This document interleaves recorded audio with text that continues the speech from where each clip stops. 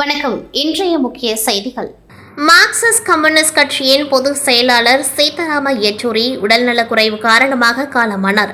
இந்நிலையில் சீதாராம யெச்சூரியின் மறைவை ஒட்டி புதுச்சேரி மாநில மார்க்சிஸ்ட் கம்யூனிஸ்ட் கட்சி சார்பில் நினைவேந்தல் பேரணி நடத்தப்பட்டது.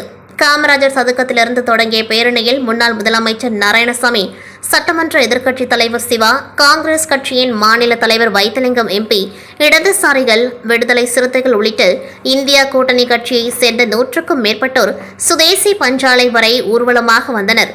தொடர்ந்து அங்கு அலங்கரித்து வைக்கப்பட்டிருந்த சீதாராம் யெச்சூரியின் உருவப்படத்திற்கு தலைவர்கள் மலர்தூவி அஞ்சலி செலுத்தினர்.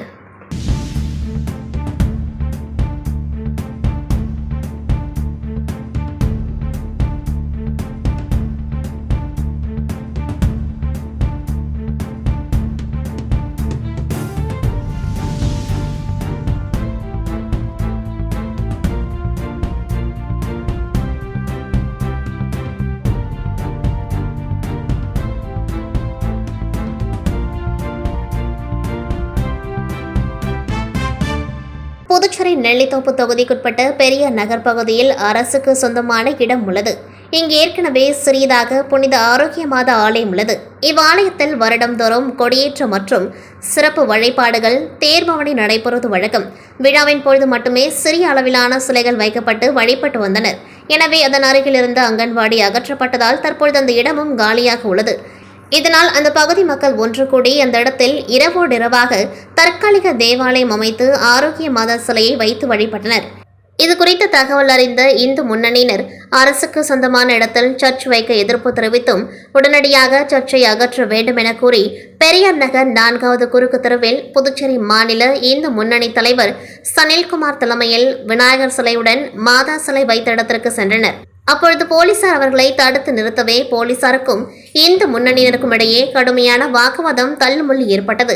500 மீட்டர் தூரத்திற்கு ஒருவருக்கொருவர் தள்ளிக்கொண்டே தேவாலயம் இருக்கும் இடத்தை நோக்கி சென்றனர். இதனால் பெரும் பதட்டமான சூழ்நிலை உருவானது. உடனடியாக கூடுதலாக போலீசார் வரவழைக்கப்பட்டு இந்து முன்னணியினரை தடுத்து நிறுத்தினர். இதனையடுத்து அங்கேயே சனில்குமார் தலைமையில் விநாயகர் சிலையுடன் சர்ச்சை அகற்ற வேண்டுமென வலியுறுத்தி கண்டன கோஷங்களை எழுப்பினர். இந்து முன்னணியினர் போராட்டத்திற்கு எதிர்ப்பு தெரிவித்து தேவாலயத்திற்கு ஆதரவான பெரியார் நகர் பகுதி மக்களும் ஒன்று திரண்டதால் பெரியார் நகரில் பதட்டமான சூழ்நிலை உருவானது. இதனால் பாதுகாப்பு பணியில் 50க்கும் மேற்பட்ட போலீசார் குவிக்கப்பட்டனர். தொடர்ந்து போலீசார் நடத்திய பேச்சுவார்த்தையில் சர்ச்சை அகற்ற உறுதியளித்ததன் பேரில் இந்த முன்னணியினர் போராட்டத்தை கைவிட்டுவிட்டு திரும்பி சென்றனர்.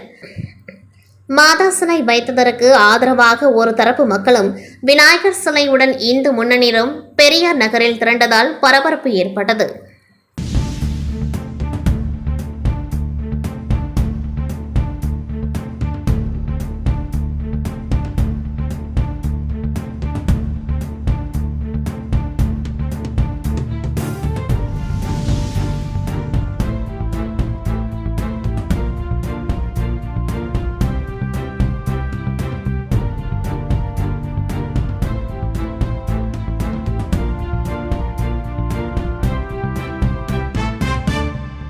கலாம் விதைகளின் விருட்சம் சமூக இயக்கம் சார்பில் ஆசிரியர் தின விழா புதுச்சேரி தமிழ்ச்சங்க வளாகத்தில் தமிழ்ச்சங்க தலைவர் கலைமாமணி முத்து தலைமையில் நடைபெற்றது. விழாவிற்கான ஏற்பாடுகளை கலாம் விதைகளின் விருட்சம் சமூக இயக்க நிறுவனர் ராஜா செய்திருந்தார். மேலும் இயக்கம் சார்பில் முன்னெடுத்து செல்லும் நற்பணிகள் என்னென்ன என்பது குறித்து சிறப்புரையாற்றினார். இதில் கல்லூரி உதவி பேராசிரியர் பிரேம்குமார் வரவேற்புரையாற்றினார்.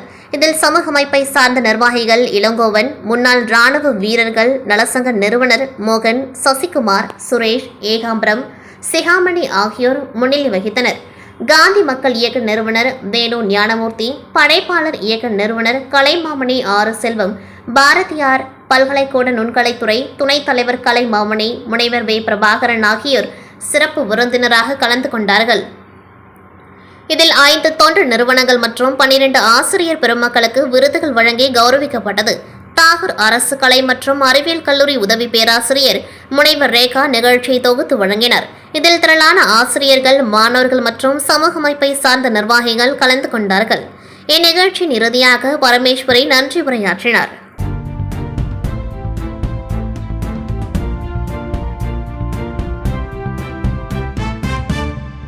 புதுச்சேரி உழவர்கரை தொகுதிக்குட்பட்ட ஜே நகர் பகுதியில் அமைந்துள்ள அருள்மிகு அன்னை ஸ்ரீ ஜெகதாம்பாள் ஆலயத்தின் கும்பாபிஷேகம் நாளை காலை 9 மணிக்கு மேல் 11:30 மணிக்குள் நடைபெற உள்ளது.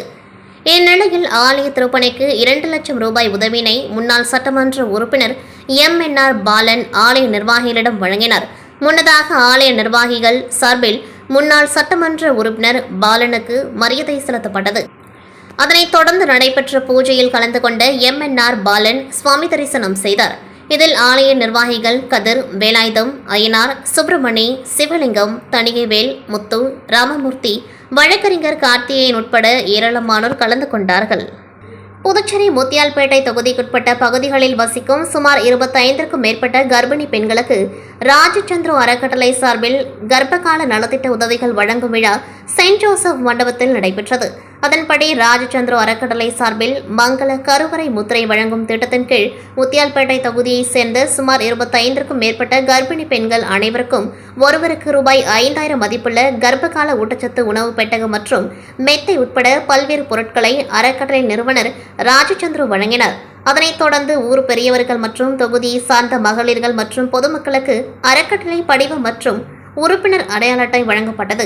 இதில் பேசிய அறக்கட்டளை நிறுவனர் ராஜச்சந்திரு, சகோதரனாய் என் தொகுதியை சார்ந்தவர்களுக்கு கர்ப்ப காலத்தில் செய்ய வேண்டிய கடமைகளை செய்துள்ளேன்.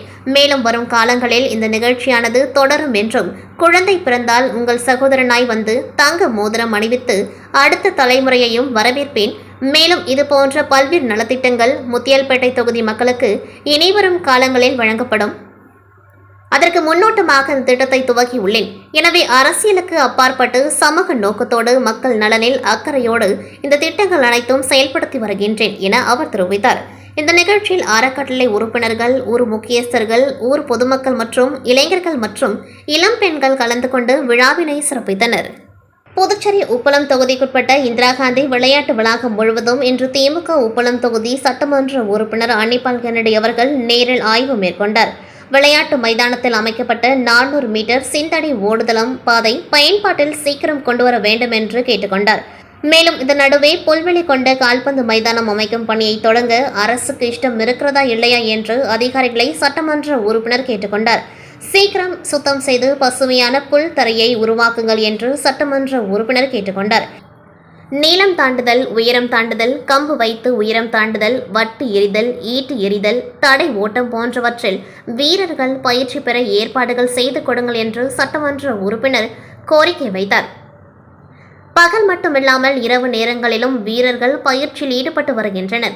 மாநில அளவிலான போட்டிகளும் பகல் இரவு நேரங்களில் நடத்தப்பட்டு வருகின்றது. இதனால் வீரர்கள் தங்களது திறமையை வெளிப்படுத்தி பதக்கங்களை தொடர்ந்து குவிக்கவும், தேசிய போட்டிகளிலும் பங்கு கொண்டு சாதனை செய்யவும் விரைவில் பணிகள் வேகமாக முடித்து பயன்பாட்டிற்கு கொண்டுவர வேண்டும் என்று சட்டமன்ற உறுப்பினர் கேட்டுக்கொண்டார்.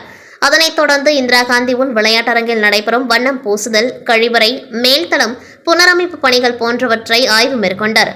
அதனைத் தொடர்ந்து இந்தியா தேசிய விளையாட்டாக உள்ள ஹாக்கி மைதானம் கேட்பாரற்று கிடக்கின்றது. அமைச்சர் நமச்சிவாயம் அவர்கள் இதை விரைந்து செய்து முடியுங்கள் என்று சொல்லியும் கேட்காமல் இந்த அரசும் அரசு அதிகாரிகளும் சுணக்கம் காட்டிக்கொண்டு பணி நடைபெறுகின்றது. வெகு விரைவில் பணிகள் வேகமாக முடித்து பயன்பாட்டிற்கு கொண்டுவர வேண்டும் என்று சட்டமன்ற உறுப்பினர் கேட்டுக்கொண்டார். மேலும் மின்விளக்கு கம்பங்கள் சாய்ந்திருக்கிறது, அதனை மின்துறை அதிகாரிகளை அழைத்து சரி செய்து விடுங்கள். சுற்றி கட்டப்பட்டு வரும் பாதுகாப்பு மதில் சுவர் புனரமைப்பு பணியை விரைந்து முடிக்க பொதுப்பணித்துறை அதிகாரிகளை தொடர்பு கொண்டு முடித்துக் கொடுங்கள் என்று கேட்டுக்கொண்டார்.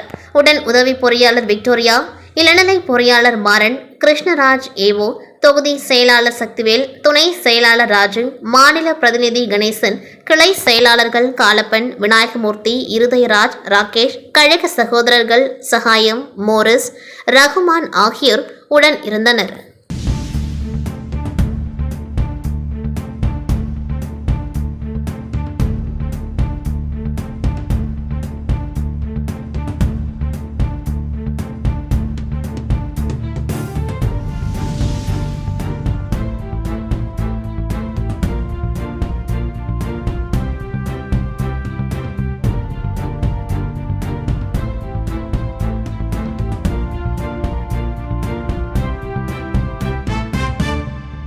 புதுச்சேரி அரியங்குப்பத்தில் வசிப்பவர் ராமர். இவர் கூலி தொழிலாளியாக வேலை செய்து வருகின்றார். அவரது வீட்டில் விஷவண்டு கூண்டு கட்டிருப்பதைக் கண்டு மிகவும் அதிர்ச்சி அடைந்தார். இதனால் அப்பகுதியில் வாழும் பொதுமக்களும் மிகவும் அச்சத்துடன் இருந்து வந்தனர். இதனை கண்ட ராமு வனத்துறை அதிகாரிகளுக்கு தகவல் தெரிவித்தார். அப்பொழுது அதிகாரியின் உத்தரவின் பேரில் ஊழியர் சண்முகம் உடனடியாக அப்பகுதிக்கு விரைந்து சென்று பார்த்தபொழுது பொதுமக்களுக்கு எவ்வித பாதிப்பும் இல்லாமல் அந்த விஷ வண்டுவை தீயிட்டு அழித்தார். இதனால் இதை கண்ட பொதுமக்கள் வனத்துறை அதிகாரிகளுக்கும் உடனடியாக விஷ வண்டுவை அழித்த ஊழியர் சண்முகத்துக்கும் நன்றி தெரிவித்தனர். மேலும் புதுச்சேரி பகுதியில் இது போன்ற சம்பவங்கள் இருந்தால் உடனடியாக தங்களுக்கு தெரிவிக்குமாறு ஊழியர் சண்முகம் தெரிவித்தார். பொதுமக்களும் நன்றி தெரிவித்தனர்.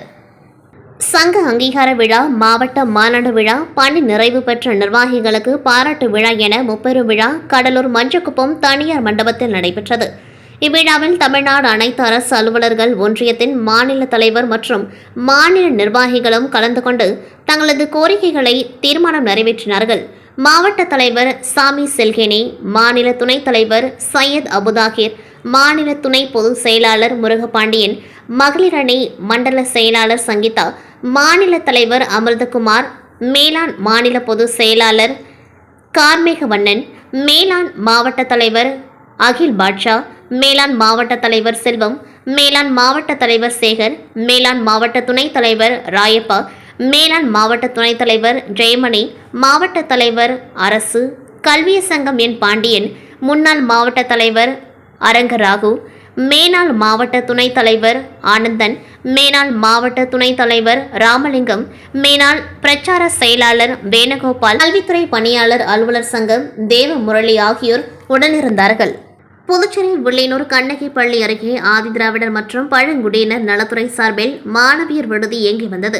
கடந்த 2021ஆம் ஆண்டு கொரோனா பரவல் காரணமாக மாணவியர் விடுதி மூடப்பட்டது. இந்த நிலையில் மாணவியர் விடுதியை திறந்து செயல்பாட்டுக்கு கொண்டுவர வேண்டும் என பெற்றோர்கள், மாணவிகள் மற்றும் பல்வேறு தரப்பினர் ஆதிதிராவிடர் நலத்துறை இயக்குநர் இளங்கோவனை சந்தித்து கோரிக்கை விடுத்தனர். இதனையடுத்து விடுதியை நேரில் சென்று ஆய்வு செய்த இயக்குநர் இளங்கோவன் விடுதி சிதிலமடைந்திருப்பதைக் கண்டு ரூபாய் 25 லட்சம் நிதி ஒதுக்கீடு செய்து விடுதியை புனரமைப்பு செய்ய உத்தரவிட்டார். தற்பொழுது விடுதி புனரமைக்கும் பணி வேகமாக நடைபெற்று வரும் நிலையில் இன்னும் ஒரு வாரத்தில் விடுதி திறக்கப்படும் என எதிர்பார்க்கப்படுகின்றது. இந்த நிலையில் ஆதிதிராவிடர் நலத்துறை இயக்குநர் இளங்கோவன் துறை அதிகாரிகளுடன் நேரில் சென்று விடுதி புனரமைக்கும் பணிகளை ஆய்வு செய்தார். மேலும் விரைந்து பணிகளை முடிக்குமாறு அதிகாரிகளிடம் அறிவுறுத்தினார். பின்னர் செய்தியாளர்களிடம் பேசிய அவர் 1 முதல் 12ஆம் வகுப்பு வரை கல்வி பயிலும் மாணவிகள் மட்டுமே தங்கியிருந்த விடுதியில் தற்பொழுது கல்லூரி மாணவிகளும் தங்குவதற்கான ஏற்பாடுகள் செய்யப்பட்டுள்ளது என்றும் இதற்கான விண்ணப்பங்கள் தற்பொழுது ஆதிதிராவிடர் நலத்துறையில் வழங்கப்பட்டு வருவதாக தெரிவித்தார். இந்த ஆய்வின் பொழுது ஆதிதிராவிடர் நலத்துறை கண்காணிப்பாளர்கள் பழனி, வேல்முருகன் உட்பட ஊழியர்கள் உடன் இருந்தனர். மண்ணாடிப்பட்டு கொம்யூன் சார்பில் சிறப்பு தூய்மை பணியினை ஆணையர் எழில்ராஜன் கொடியசைத்து துவக்கி வைத்தார். மத்திய அரசு மூலம் நாடு முழுவதும் ஸ்வச்சதா ஹி சேவா சிறப்பு தூய்மை பணிகளை மேற்கொள்ள அந்தந்த மாநிலங்களுக்கு அறிவுறுத்தப்பட்டது. இந்நிலையில் புதுச்சேரி உள்ளாட்சித்துறை உத்தரவின்படி மண்ணாடிப்பட்டு கொம்யூன் பஞ்சாயத்தில் ஸ்வச்சதா ஹி சேவா சிறப்பு தூய்மை பணி துவங்கப்பட்டது. இப்பணிக்காக தனியார் வாகனங்கள் மற்றும் துப்புரவு பணி மேற்கொள்ளும் பணிகளை மண்ணாடிப்பட்டு கொம்யூன் பஞ்சாயத்து ஆணையர் எழில்ராஜன் கொடியசைத்து துவக்கி வைத்தார். இந்நிகழ்ச்சியில் இளநிலை பொறியாளர் மல்லிகா அர்ஜுனன், பணி மேற்பார்வையாளர் சச்சிதானந்தம் மற்றும் பணியாளர் வெங்கட்ராமன் உள்ளிட்டோர் கலந்து கொண்டார்கள். மண்ணாடிப்பட்டு கொம்யூன் பஞ்சாயத்து அலுவலகத்திலிருந்து ஊர்வலமாக புறப்பட்டு திருபுவனை பழைய மருத்துவமனை பகுதியில் தூய்மை பணிகளை துவக்கினர். இந்த சிறப்பு தூய்மை பணிகள் இன்றிலிருந்து 2/10/2024 அன்று வரை மண்ணாடிப்பட்டு கொம்யூன் பஞ்சாயத்துக்குட்பட்ட அனைத்து பகுதிகளிலும் துப்புரவு பணிகளை மேற்கொள்ளப்பட உள்ளனர். இந்த நிகழ்ச்சிக்கான ஏற்பாடுகளை கொம்யூன் பஞ்சாயத்து ஊழியர்கள் செய்திருந்தனர்.